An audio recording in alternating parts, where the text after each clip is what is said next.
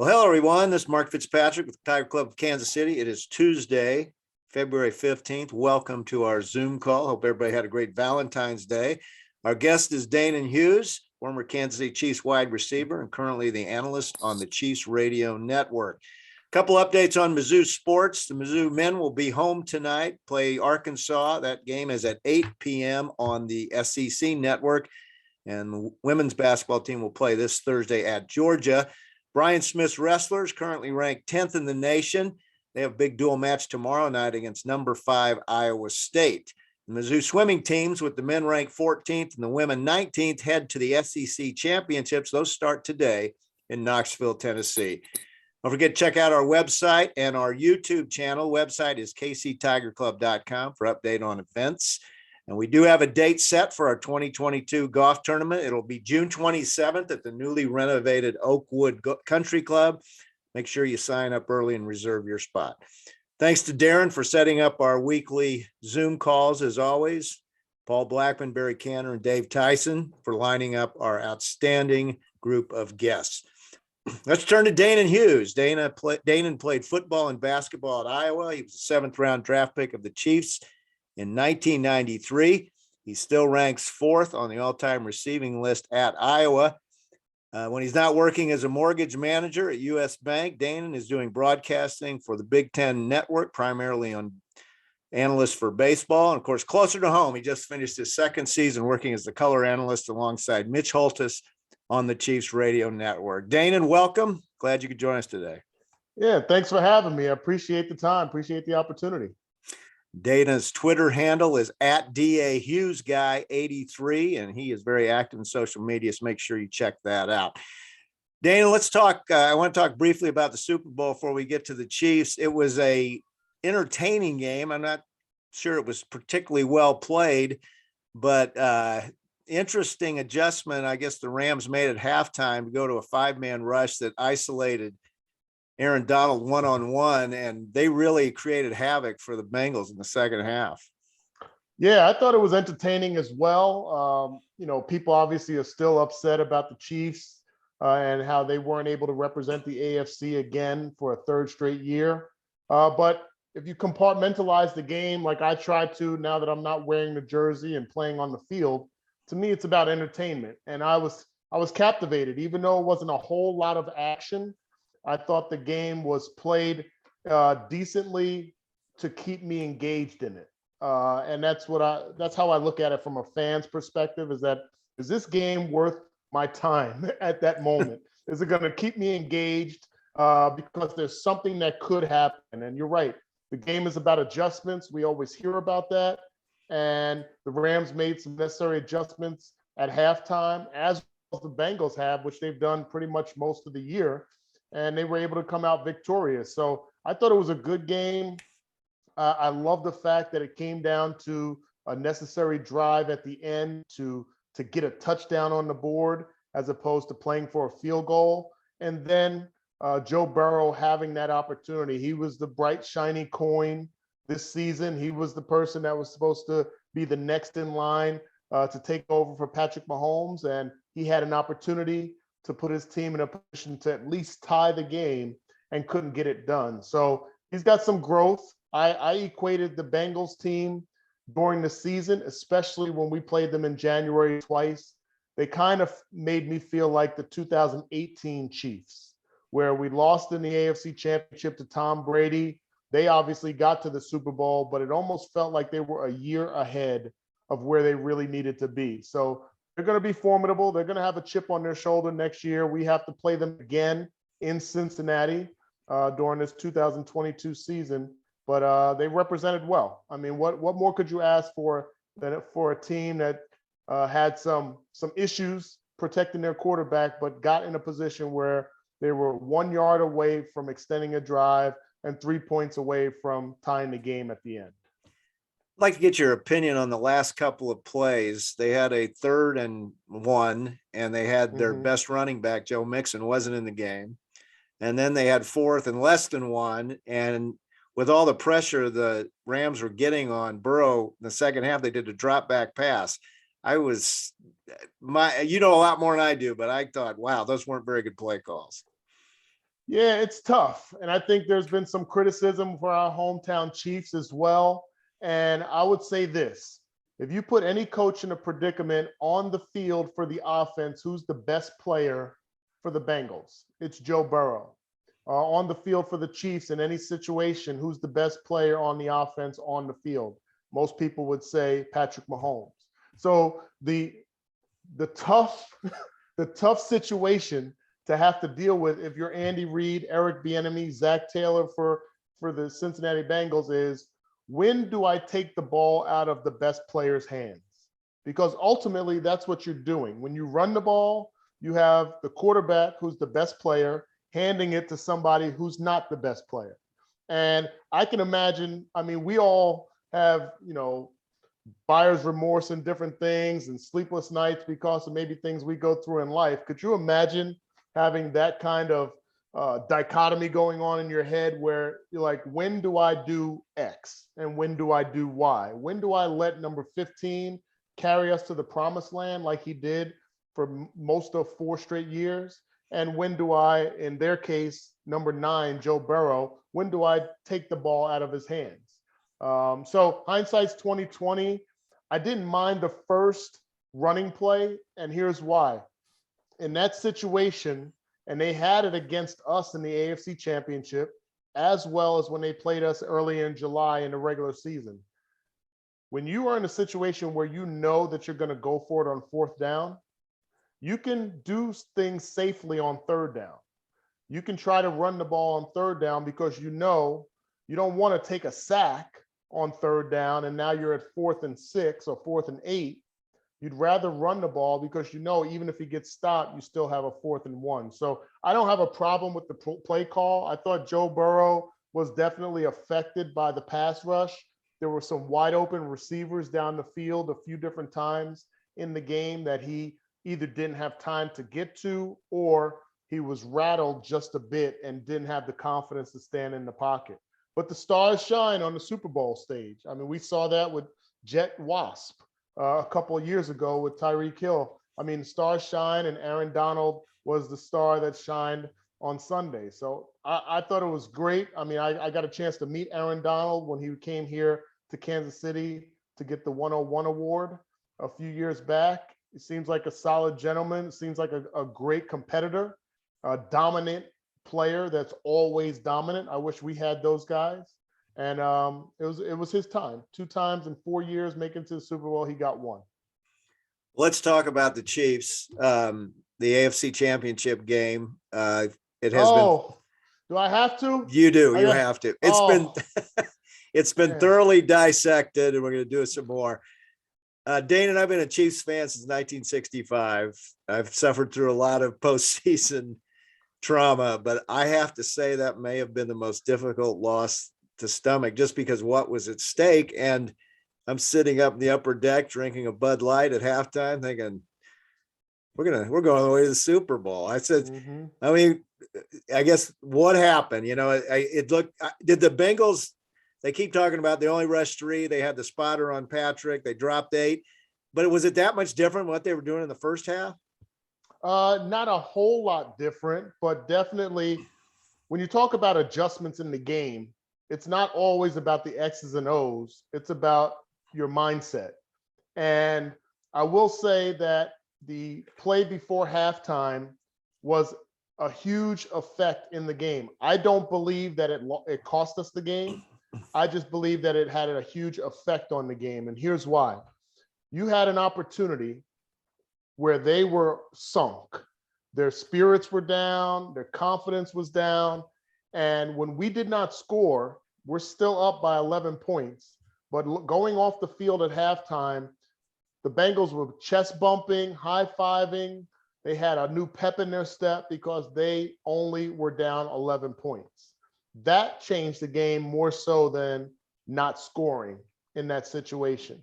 So to me, I kind of feel like when you make halftime adjustments, it's a lot mental as well. And when you look at the Bengals and how they came out defensively against us in the AFC Championship, that was it. They came out, they had a similar game plan. They recognize that we're not going to allow Patrick Mahomes to scramble around and get yardage with his legs. We feel like we can guard with 8 guys dropping. We can constrict the pocket with 3 guys to make him uncomfortable. Patrick is not a pocket passer. He can do that, but he loves to be on the move. And his time clock goes off in his head. And even though the pocket may be clean or he can step up in the pocket, he wants to move. And when you take a defense that's taking that movement away from you, it forces you to get a little uncomfortable. So I think his confidence was a little bit shot after halftime because he knew he made a mistake in throwing the ball to Tyreek Hill. I'm sure that in his mind before the play, he wanted to see one receiver and then throw it away, just like he did on the down before that. He made a smart decision. And in his haste, maybe in surprise, he saw out the corner of his eye, and you can see on the replay where he double clutched and then just quickly threw it out to the flat to Tyreek Hill. I think he realized, oh crap, I just threw that ball out there and I shouldn't have. And I think that affected him. If you look at his eyes and his body language in the entire second half, he seemed like it was glazed over. He seemed like I was telling people on a different radio show and different podcasts, when we go in the locker room for a game during halftime, we have roughly 13 minutes or so to really get everything done that we need to get done. That's getting hydrated, maybe getting a heat pad, ice bag, game plan, conversation with your quarterbacks and receivers, special teams for me as well. All of those things within 13 minutes. Now, you can spend 10 of those minutes looking forward to what you're going to do in the second half, or what I believe, he spent most of that 13 minutes reflecting on that last play. And it threw him off the rest of the game. He wasn't his same. He didn't have his timing. He just seemed like he was indecisive because of how indecisive he was on that last play. And that's what I think doomed the Chiefs in that, because the players, the teammates are going to feed off of that leader. They're going to feed off of that quarterback. And he didn't seem like he was giving off the vibe of, let's snatch this win. Let's snatch this right now from them. Don't give him any life. He seemed like he was trying not to lose the game versus trying to go and win the game. Talk about the last drive in regulation. Chiefs got down to the 5 of the Bengals, gained 1 yard on first down, and then went to 2 straight pass plays, which were sacked, and one caused a fumble. Your thoughts on those plays? Yeah, I think it was the biggest contribution in that is his lack of confidence in those last plays in that second half. And here's why. I think in his mind, there was a whole bunch of things that were swirling. One, trying not to give Joe Burrow time on the clock. 2, not throwing an incomplete pass. And I think that should be number 1. In his mind, and I'm sure that he was being told this from Andy Reid and everybody and Kafka and Eric Bieniemy, is you don't want to have an incomplete pass, because an incomplete pass stops the clock, doesn't force the Bengals to use up the rest of their timeouts, and it works in their favor. So if you're going to hold on to the ball, if you don't have an open receiver. And that's why you started to see him doing all the trying to escape and reversing back on his dropbacks and so on, and being willing to take those sacks, because he could have easily thrown it into the stands, but he didn't want to stop the clock. He felt like in his mind, my number 1 priority is not to throw an interception. The second priority is not to stop the clock. Now, in hindsight, I'm sure he probably would go back and say, let's run the ball forward. Let me get the ball quickly out of my hands. It's tight quarters down there inside the 5-yard line anyway, so you got a whole bunch of bodies in a tight, confined area, and he probably would do some things different. But I kind of felt like they put the ball in his hands a little bit too much in that game. and especially in the second half, where Jerick McKinnon was lighting it up in the first half. We could have run the ball inside the 5-yard line. We had first and goal at the 5-yard line. We could have run it one more time at least, and still accomplish the same thing with the clock staying running. And they just put it in his hands. They put the ball in the best player's hands, and he didn't come through. And I think part of it was definitely a little bit of his confidence being shot.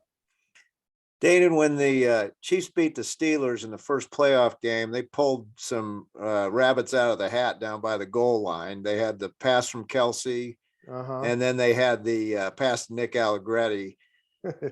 I was kind of thinking when they were down there inside the 5, we were going to see something like that. But we didn't.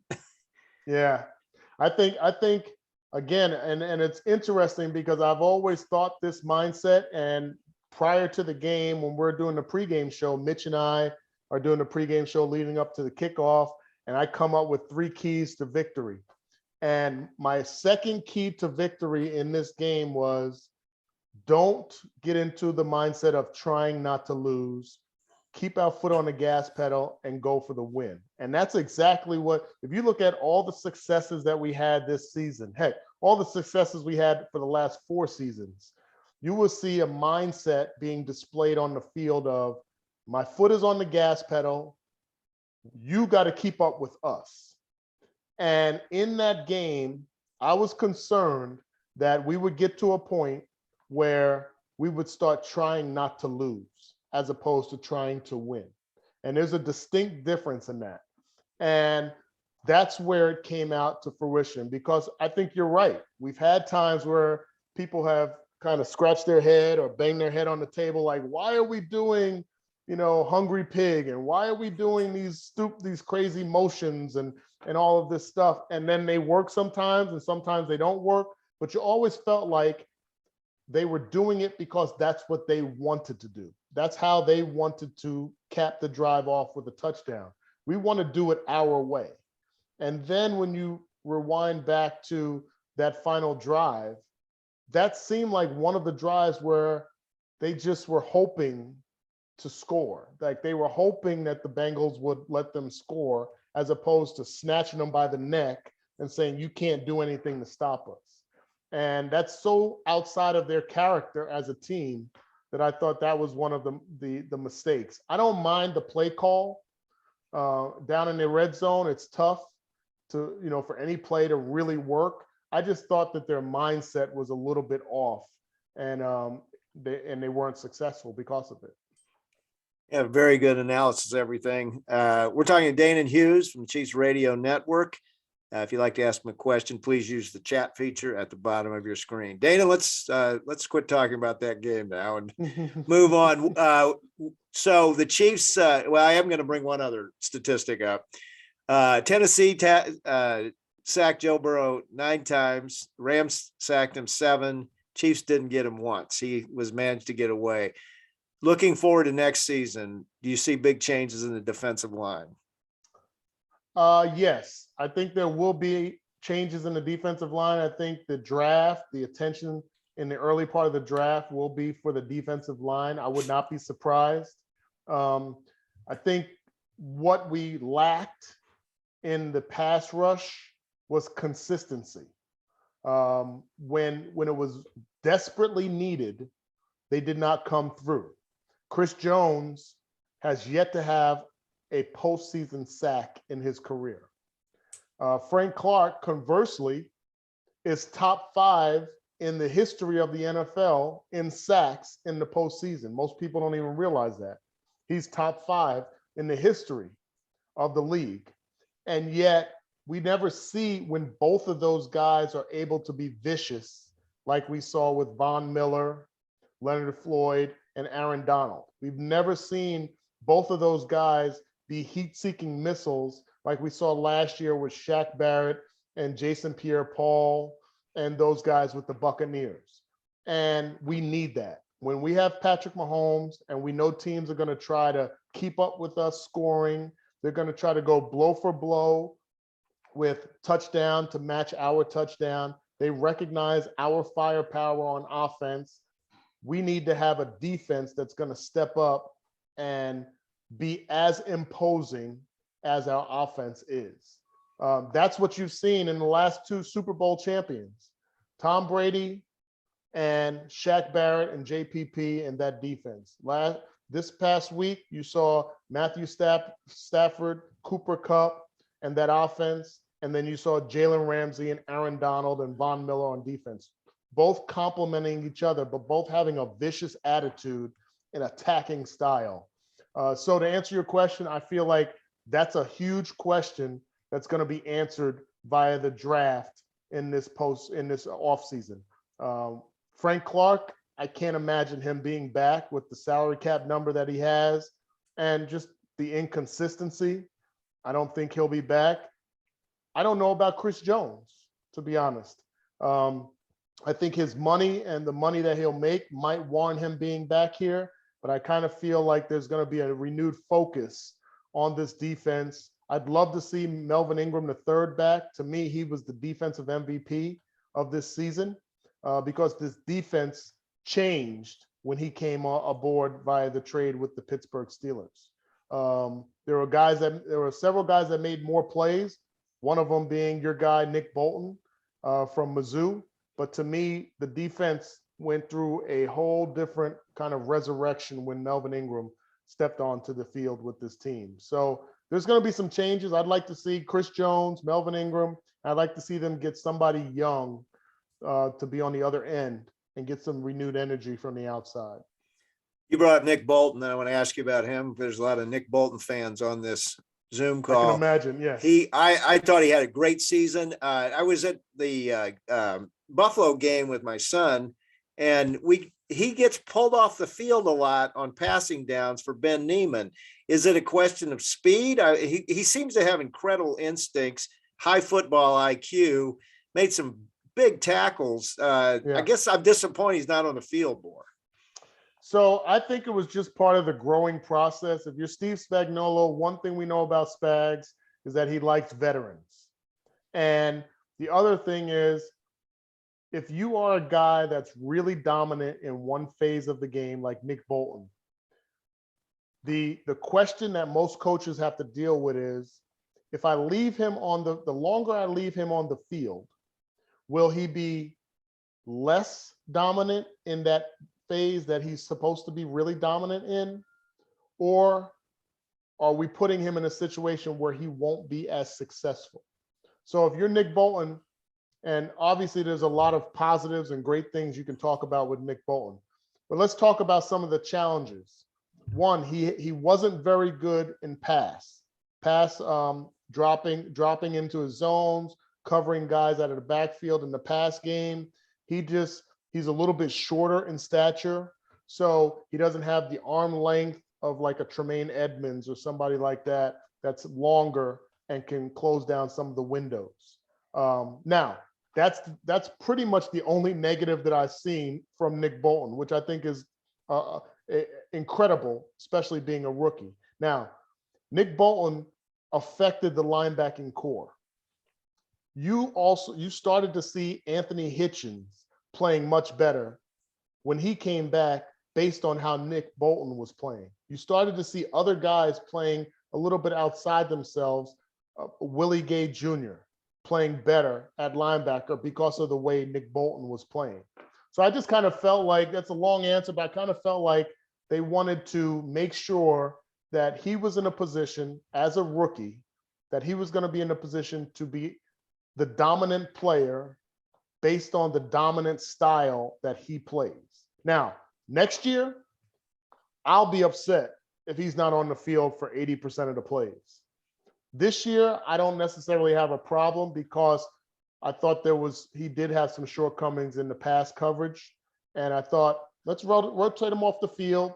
He can get a breather. And when he comes down the field and it's a run play, we know you're going to get a heat-seeking missile coming from that linebacker position in 54. And let's continue to put him in successful positions to win and help us win versus hoping that he can be this all-encompassed, every down linebacker that might get tired, get winded, give up some plays, have to chase receivers down the field, get a little winded. Now all of a sudden he's not as much of an attack mode at the line of scrimmage. Will Tyron Matthew be back? Tyron Matthew being back will depend on if he is not looking for top dollar. I think there'll be teams out there that see that he's a great leader. He can affect the team. You can't knock his record and his resume, but I don't think as he's past the 30-year-old mark that he's going to garner a big dollar amount. So the Chiefs, I think you got decisions to make with Frank Clark, with Tyron Matthew, as far as the stars are concerned, on defense, on if those guys are going to take less money to come back, or if they're going to be a player that's going to look for max money no matter where it is. Now, I'd like to see Tyron Matthew back, but I'd like to see, I think we need some more physicality from that safety position. We have the smallest safeties, what seems like the smallest safeties around the NFL, between he and Juan Thornhill. Not that you can tee off on guys, not that I'm looking for, a Steve Smith or a Smith or Atwater or Eddie Robinson from back in the day, but we need to have guys back there that are going to be able to knock some guys down, that are going to be able to impose a little bit of fear with guys going across the middle. And I don't know if Tyron and Juan are the two guys back there that will do that. On the offensive side of the ball, the line is in pretty good shape. I guess Orlando Brown, his contract is up.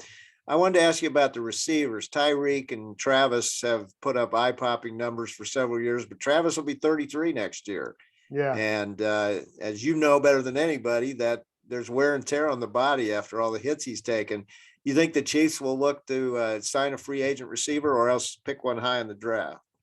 Well, from a tight end perspective, you got, not only are you looking at Travis Kelce getting a little older, but you look at how much wear and tear on the treads for him.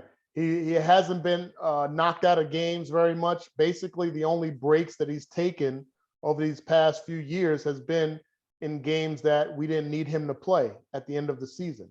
I mean, he has been a workhorse for this offense, an Iron Man in many respects as far as the tight end position between he and Mark Andrews from the Baltimore Ravens.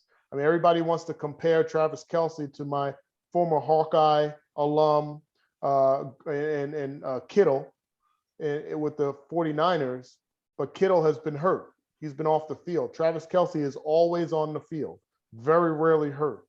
That's a huge attribute, but that can wear down on you pretty quickly, especially when you get over 30. Now, as far as the wide receivers, so I don't think they'll go. I think you got Jody Fortson, who got hurt earlier this season, that showed that he can be a good number 2 wide receiver. And then you drafted Gray from Duke last year, and you have Blake Bell. I don't think they need to upgrade at the tight end position.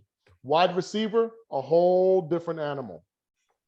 Tyreek Hill, my concern coming into the season was the fact that we didn't have a dominant, very dependable receiver that was taller than 6 foot. And when you look at the teams that we're playing, that are competing against us, that the NFL and the media and the pundits are picking as teams that will compete against us for the long haul, the Chargers have a 6'5" receiver and a 6'2" receiver, and other 6 foot plus receivers. The Raiders have Darren Waller as their tight end, who's basically like a receiver, and other guys that are above 6 foot. The team we just lost to twice in the month of January have a 6'4" receiver, a 6'4" receiver, and a 6'1" receiver. The game, although Tyreek Hill is the most dynamic playmaker that I've seen in the NFL ever, we need bigger guys. And that's part of how the Bengals were able to beat us, is that their DBs were bigger than us. And when it came down to physicality at the end of the game in the fourth quarter, we didn't have guys that could pick up the slack for Tyreek Hill when they were doubling him or bracketing him, et cetera. So they thought I think they thought that when they got Josh Gordon, he could be that guy. That hasn't materialized yet. So I'd like to think that they're going to look for somebody tall. We're talking about Allen Robinson, Calvin Ridley, other playmakers that can be on the other side that are bigger receivers than what we have right now. Demarcus Robinson, I think he's serviceable. Byron Pringle can be really good, but he's a special teams guy as well, so you got to balance that. McCole Hardman has been more of a gadget guy. I don't think he is a true number 2 receiver. And earlier this season, when Tyreek Hill got hurt, like everybody was looking around like, who's going to be the guy that's going to pick up the slack? And you didn't have a guy waiting in the wings. You didn't have that guy, that you knew that could take over a game if given the opportunity. So I feel like they're going to address that in free agency, because the one thing you don't want to waste is prime years of Patrick Mahomes without giving him prime targets to be able to carve up defenses. I think if you polled the Green Bay Packers, and if they had hindsight on their side, they'd probably say over the last 8-10 years, that's the one disservice that they've done with Aaron Rodgers, is not give him prime targets, prime guys to be a part of that offensive arsenal, even though he's been able to still do extremely well, but they haven't really been able to address it as well. And I don't think the Chiefs want to go down that road. I looked at a mock draft today, and it had the Chiefs have the 30th pick. They had him taking a cornerback out of Florida, Kaiir Elam, I believe is his name. Do you agree with that, or should they go look elsewhere, or should they trade that pick? I don't have a problem trading that pick, because I believe the late first rounders, especially that late, are almost equivalent to second rounders.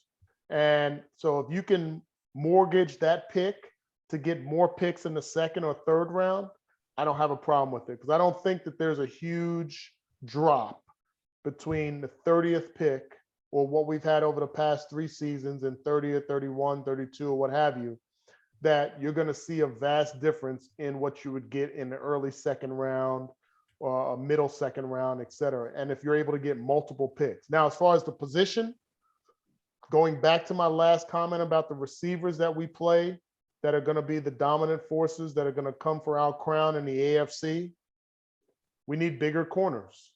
Rashad Fenton is 5'11". When he was guarding T. Higgins in that game, you could tell. I think we should keep Charvarius Ward. I really like Charvarius Ward. He's 6'1", and he's physical.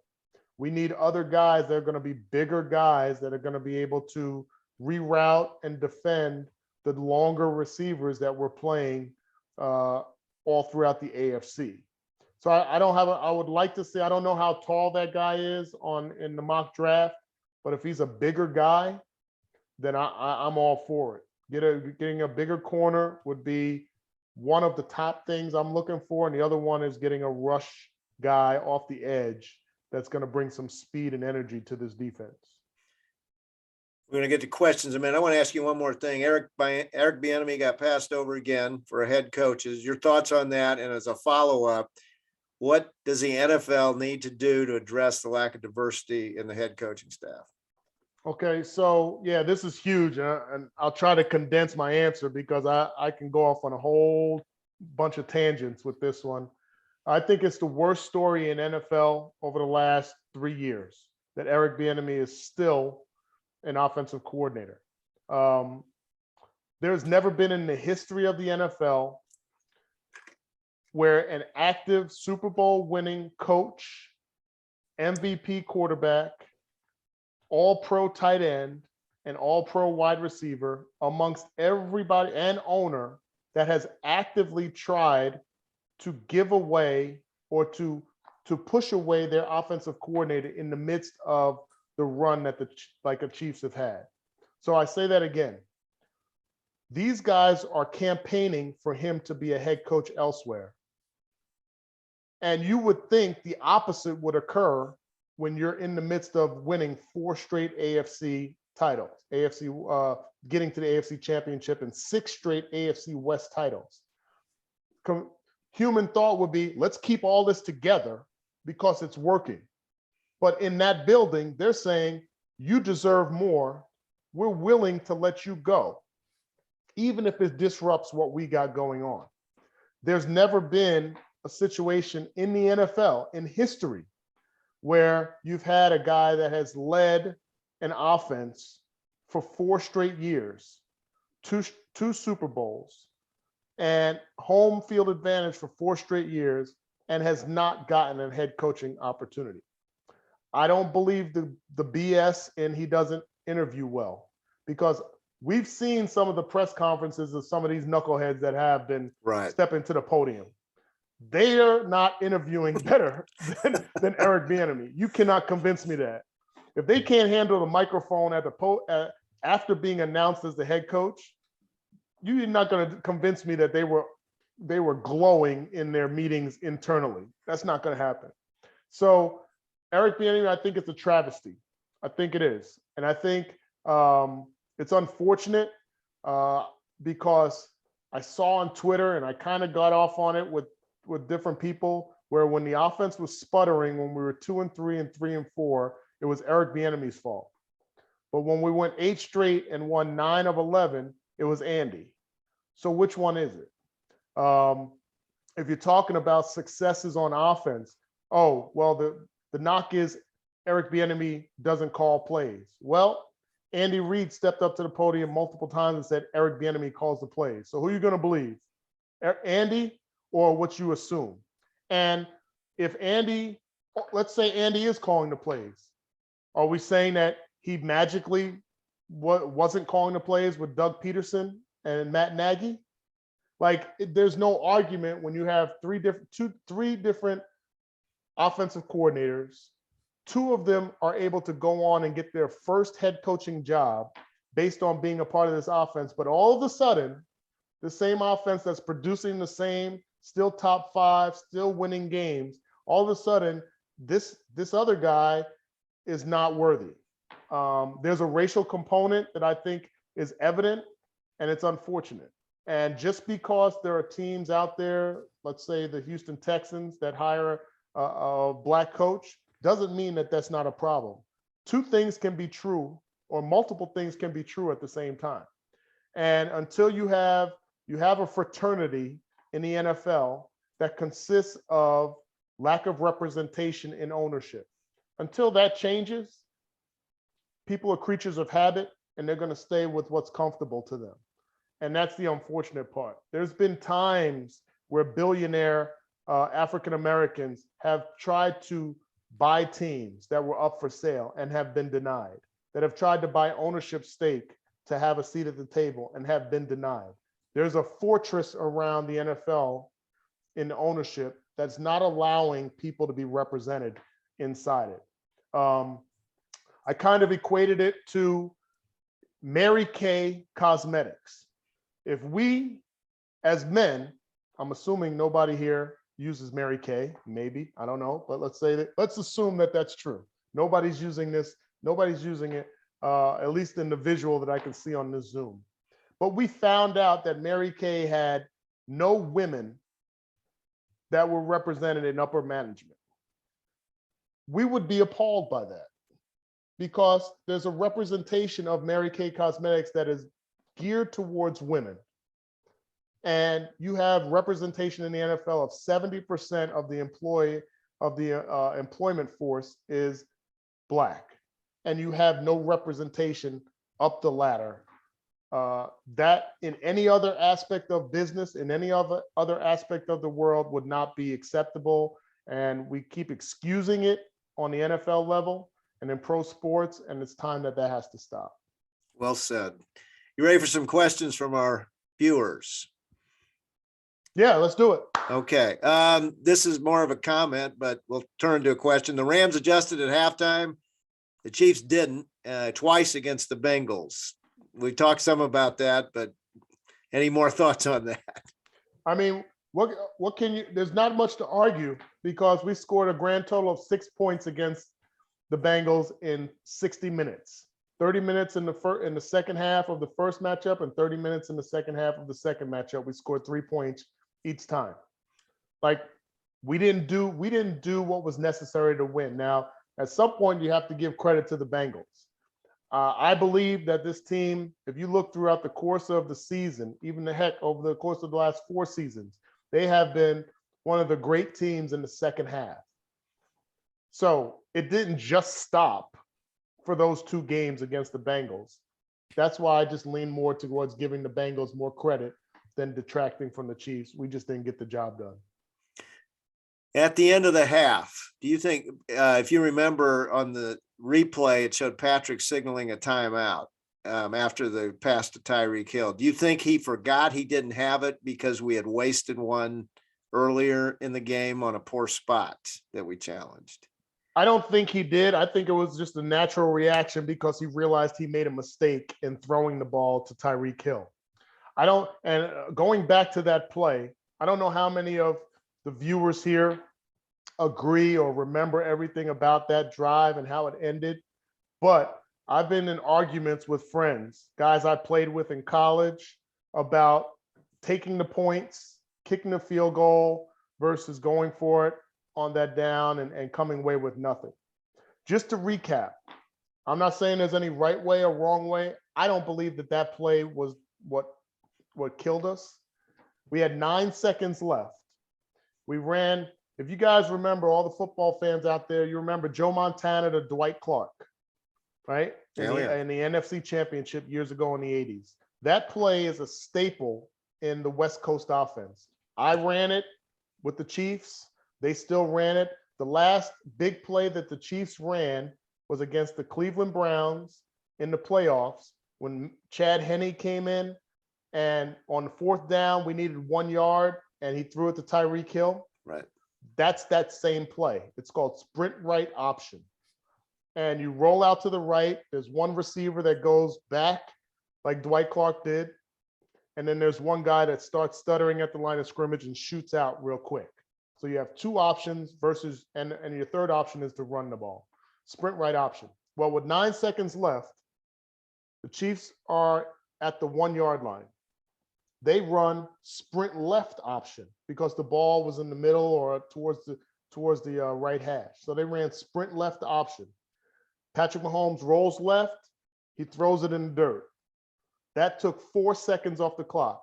Very smart decision. He didn't have the receiver open, didn't want to roll out longer and buy time. He threw it because he knew he had another down.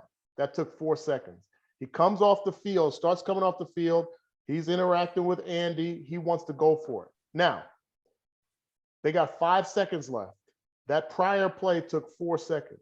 So if they run something similar, you got at least 1, maybe 2 seconds left on the clock to kick the field goal. So I don't have a problem with them going for it. I have a problem with the play call. And I obviously have a problem with the execution, because I feel like if you look at Patrick Mahomes, you go back to that play, he looks surprised. And he surprised himself by throwing the ball to Tyreek Hill out on the left flat. And when he let the ball go, it was like one of those cartoons where he would have liked to bring it back and not throw it and hold on to it, because he knew immediately it was a mistake. And I think it was just a natural reaction of calling a timeout, because that's what he realized, oh crap, if I don't call timeout, we're doomed. So I didn't like the play call. I liked them rolling the dice, because I think it would have truly killed the spirit of the Cincinnati Bengals if we'd have scored a touchdown there. It seemed for most of the Super Bowl, the refs let the teams play in regards to penalties. Then on the scoring drive of the Rams, there seemed to be a flag every play. Do you think those flags were justified? I do think they were justified. Here's why I do. Because it's one thing to allow play in the middle of the fields to play itself out.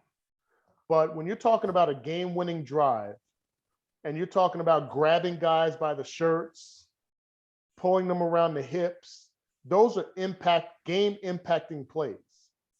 Some people would argue every play is a game-impacting play. Well, you can't call a flag on every play, but that's a game-impacting play. When you have a linebacker who's outmatched trying to guard Cooper Kupp, and you can see the jersey being pulled and his hands around his waist. Most people that say that that's ticky-tack, trust me, as a wide receiver, you've never had a 245-pound guy hold you by the waist while you're trying to run full speed. It is impactful. It does not allow you to run your best route or get open.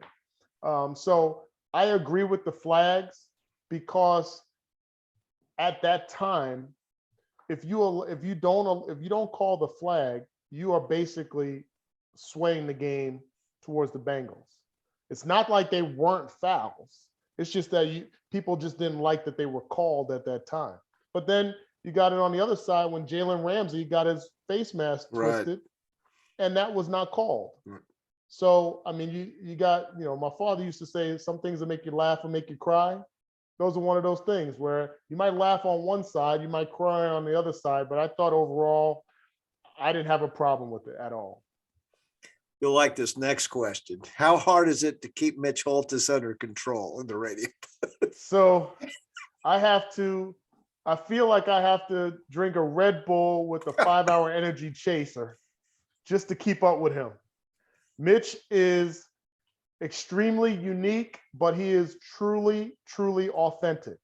Like that is real, what you hear. It is not manufactured. He doesn't have notes that he's coming up with all these one-liners and the touchdown Kansas City and all he adds to it. Those calls are just off of his head and his excitement as a fan, and he's just spitting it out. And there was my kids and a bunch of people were giving me crap because the game-winning play against the Bills in overtime, they had it on Twitter. I don't know if everybody saw it, but it was on Twitter, and they posted it showing him throwing air punches at the window, touchdown, Kansas City, blah, blah, history, all that stuff. And you see me standing right next to him like this,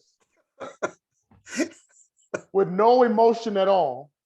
And then I'm like, and then people were asking me afterwards, like, Danan, what's wrong? What are you doing? You don't got. I said, how do I keep up with that? Like I feel like I gotta be the straight guy. Like we're Abbott and Costello or something. Like I gotta be the straight guy because he's throwing air fists and pumping and banging on the window and all that stuff. And I'm like I gotta wait for him to finish because I can't step on his call. Like I need him to finish.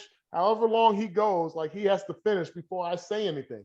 So by the time he finishes, like my high has come down. So I'm like, so then I just do my analyst work and I just say what I saw on the field and add any extra little tidbits I can. But there's no way that I'm going to keep up with that energy like he has. Now, just you heard, your bio, you talked about me and my playing days and University of Iowa and all that. I'll give you some inside information about me personally. I don't have a middle level. I'm either high or I'm low.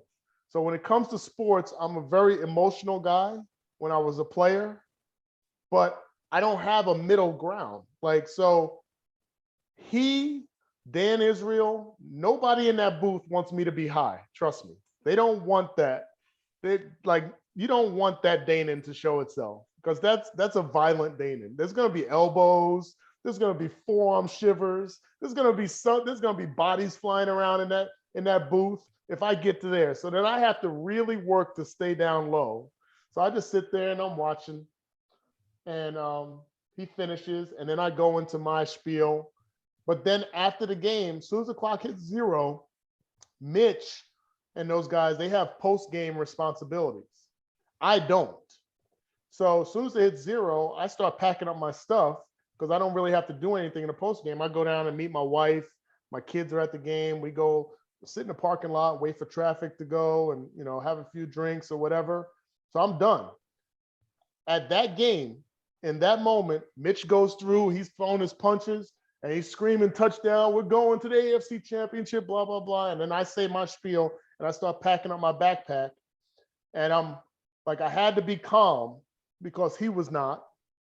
But as I was walking out, now they're recording Andy Reid's press conference, they're recording post-game hits, and I'm walking out. And as I walk out, like I couldn't contain it anymore. Like I had my fill of like being calm. And I just like almost put a hole in the door. And I said, hell yeah, like that, and bang on the ball. And everybody stopped. The elevator operator, everybody was looking at me like I was crazy. I was like, I couldn't contain it anymore. Like there was nothing, I had nothing, no more strength left to hold in my excitement. And Mitch wouldn't let me get my real excitement. And thankfully the listeners wouldn't have heard it because it probably wouldn't have been very clean. But I had to get it out. And they all looked at me like, oh crap. Like, cause I just sit, like, I'm just kind of regular. Like nobody sees that Danan. So when it does show itself, people look at me like I'm like, what do you call it? Like Frankenstein or something. I don't know. Well, that was the greatest game I've ever seen. Then. Oh man, greatest football game I was ever been a part of. Absolutely. Question: any thoughts about the prospects for Mizzou football and Coach Drink? You know what? Mizzou is always going to be an uphill battle because of the SEC. I think there's some quality talent around the Kansas City metro area that I'm hoping that Mizzou can tap back into and get some of the stars. I was fortunate enough to know Drew Lock since he was 5 years old. He and my son grew up together playing basketball, football, and baseball together. You see guys like Kendall Blanton, who actually went to daycare, my wife's daycare, with my son, and now he gets to play in the Super Bowl. So there's talent here, and I think they have the grit. It's just such a gauntlet. I mean, it's really just such a gauntlet of firepower in the SEC. But I don't think that they're going to be like bottom feeders at all or anything like that. I just think that it's such a tough gauntlet that they'll have to go through. But I like that they're not shying away from it. Like I like the fact that they seem to want to step up each and every week that I've watched games, and they're going out there and they're trying to fight and they're trying to match. And to me, that's what you can ask for as an alum, as a fan, because I just don't want to see any quit. Like to me, like Iowa, I'm a Hawkeye fan. Watch basketball, watch football. They get blown out in the Big Ten championship. They get blown out in the bowl game. But in games leading up to that, like I want to just see you fight. Like to me, that's kind of player I was. Is we can't control everything that happens that's going to be on the scoreboard, but we can control our effort and our fight. And I kind of feel like that's what you see with Mizzou is a team out there that just goes out there and just fights. And sometimes there's just more talent on the other side of the field that you got to tip your cap to. I want to ask you one more question before we wrap up. What was it like to play with Joe Montana? Incredible. Joe Montana was the coolest dude in the huddle. Like all the stories you hear about him pointing out John Candy, against the Bengals in the Super Bowl. He's talking about cheerleaders. Who's got the best cheerleaders? We're like, Joe, we got 2 minutes left in this game. Like, we got to drive the field. And he's like, yeah, we're just going to do this. Like we had the Monday Night Miracle against Denver in '94. That was my second year in the league. And it was just matter of fact. Like, it was just like, all right, guys, let's go do this. I played with two quarterbacks that were like that, Rich Gannon and Joe Montana. Just matter of fact, easygoing, didn't seem like the moment really mattered. It was nothing different than practice. And he just kind of handled himself that way. Off the field, here's a great Joe Montana story. My rookie year, I'm drafted, me and Will Shields are drafted together. That's the year that they got Marcus Allen and Joe Montana in 1993. So we're coming in, we're rookies, so we don't, we're trying just to shut up and not make any noise. We don't want anybody looking at us. And you got all these superstars and future Hall of Famers in the room. And you're walking on eggshells. So as a wide receiver, you're like, this is Joe Montana in this meeting room with me, and I'm going to be catching balls from him.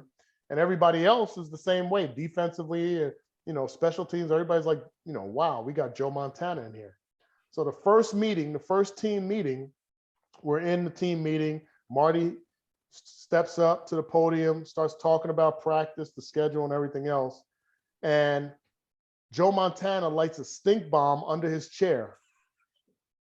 And nobody knows who did it, or nobody's looking at who's doing it, but he lights a stink bomb, and we have to evacuate. This is the first practice that we have for the season, and he lights a stink bomb, we have to evacuate the building.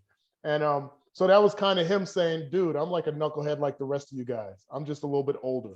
So that kind of allowed everybody to kind of like exhale and was like, okay, Joe's one of us. He's not some stuffy superstar. He's one of us. He's a knucklehead that's playing football. So that kind of made everybody relax. I was fortunate to catch my first pass in the playoffs against the Steelers that year. And during that final drive that we moved in, and Tim Barnett got a touchdown to bring it to overtime. That was my first catch in that drive. But so many great memories. He used to hang out with us off the field, go to different bars. He'd go, we'd go to the Tanners type of places, and we'd go to the black bars, and he would just hang out. Like, he just liked being around us, but he also knew that for everybody else, he was Joe Montana. So he had to kind of walk a little bit carefully where he was. But for the most part, we just had fun. 2 great years with him, 4 more years for me that were really fun and really memorable. A lot of great times, a lot of great memories. Well, Danan, I hate to say it, but we're out of time because this has been an awesome interview. Your knowledge is fantastic. And I hope when we start meeting again in person, you'll come and join us live. Yeah, I would definitely count me in. Appreciate the invite. Would love to see everybody in person for sure. All right. Thank you very much for your time. Danan Hughes from the Chiefs Radio Network. He does just an outstanding job. And don't forget to follow him on Twitter at DAHughesGuy83. Hey, folks, thanks for watching today. Don't forget to go to our YouTube channel. You can see the history or our library of tapes from past weeks if you've missed any of our interviews. And make sure you hit that like button. Our guest next week will be Lila Bromberg, who's the beat writer from Mizzou for the Kansas City Star. This will be her first visit with us. Again, thanks for viewing today, and we will see you next week.